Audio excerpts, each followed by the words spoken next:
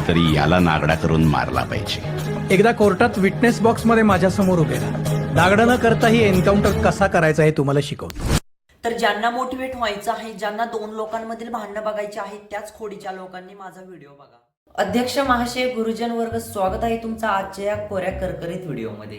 तर मी आज अशा मानवी प्रजातीबद्दल बोलणार आहेत की जो त्याच्या नातेवाईकांना इंस्टाग्रामवर खूप वाईट बोलतो. आणि त्या मुलाचं नाव आहे रमेश.जगताप.35325. भावांनो, आता पावसाळा चालू होईल तर मी तुम्हाला एकच सांगू इच्छिते, कामाधंद्याला जाताना आरामात गाडी चालवा, जास्त घाई करू नका. आणि जास्त घाई केली तर तुमचा अपघात होणार हे 100% फिक्स आहे. म्हणून सांगतो, कामाला जाताना स्लो जायचं आणि पोरूंच्या समोर तर अजिबात शायनिंग न मारायची. आणि तुम्ही घाईमध्ये गेले पावसा पाण्याचे तुम्ही तुम्हाला एक गांडून नांगरसेच घोड्या लावणार, ते पण पद्धतशीर कसम पैदा करण्यावाले की. 1 मिनिट शिव्या नाही द्यायच्या. रम्या, तू तर जास्तच घाई करतोय बोलण्याची, आणि तू तर मुलगा आहे. हे काय? तुम्हाला एकच सांगू इच्छिते, ऐसा मत करो मेरी जान. आणि हे काय बळजबरी झाली? आणि येडगांडे हा काय डायलॉग? नांगरसेच घोड्या लावणार, ते पण तुझ्या पप्पानं लावला होता का नांगर सगट घोडा? असं नाही तो डायलॉग. पुन्हा इथं दिसलात ना तर घोडे लावीन एकेकाला. तुम्ही आम्हाला घोडे लावले ना, आम्ही तुम्हाला बैल लावू, बैल नांगरा. भावांनो, दोस्तीमध्ये हे पहिले 3 नियम महत्वाचे भरपूर. मित्राची आई ती आपली आई, मित्राची बहीण ती आपली बहीण. मी रम्याला खूप वाईट समजत होतो, सॉरी भावा. मित्राची आयटम ती आपली आयटम असलीच पाहिजे. आणि मित्राचा बाप तुझा कोण?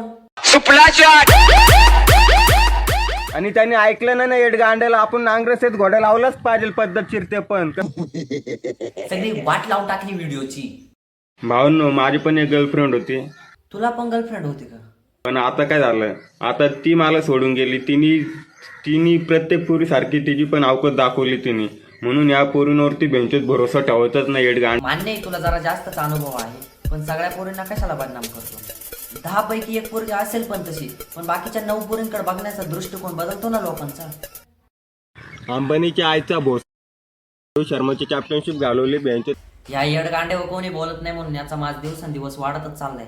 अंबानी नाशिक जिल्ह्यामध्ये कुठं पण भेटले दिसलं ना मला बेंचोत तेड गांड्याला, याला पण मी नांगरसेच घोडा लावणार बेंचोत, ते पण पद्धतशीर कसम पैदा करण्यावाले की. आणि अंबानी दस काय रील स्टार की याच्या गावामध्ये शॉपचे रिबिन कापायला येणार आहे?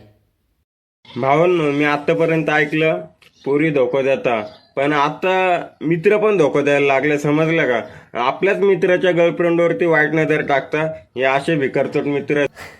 आता 5 मिनिटापूर्वीच हा म्हटला होता. मित्राची आयटम ती आपली आयटम असलीच पाहिजे. आणि बकचोदी मत कर लवळे. भावांनो, आमच्या पेट्रोल पंपावरती पेट्रोल टाकलाय बेंचो तेड गांड्याने, तुम्हाला मी नांगरसेच घोडा लावणार, ते पण पद्धतशीर. रम्या, ही काय बळजबरी? तू जर मला पेट्रोल उधारी नाही दिलं तर मी तुला बैल लावणार, बैल. कोणालाच सांगू नको, तू आपला माणूस आहे ना, म्हणून मी तुला सांगतो. सांग. शिलाई मशीनचा चाक कधीच पंक्चर होत नाही, समजलं ना एडगांड्या? नाही तर नांगरसेच घोडा लावल तुला, कोणाला. हा, आता तर मी सगळ्यांना सांगणार की नांगरा सगट घोडा येत नाही.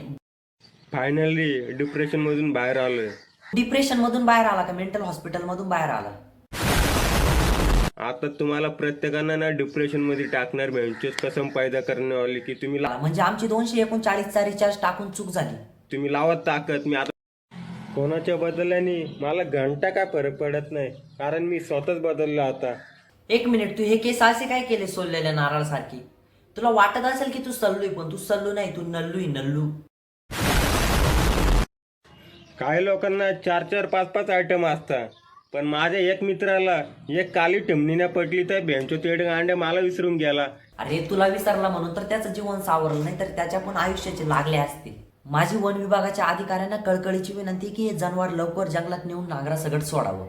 शांताबाई धंट शांताबाई धंट लावा ताकद एडगांड्यांना बेंचत मी नांगरसेच घोडा लावतो. तर मित्रांनो, व्हिडिओ आवडला तर लाईक आणि कमेंट करा, आणि आपल्याकडे अशा किड्यांची कमी नाही, त्याच्यामुळे आपला चॅनल लगेच सबस्क्राईब करा.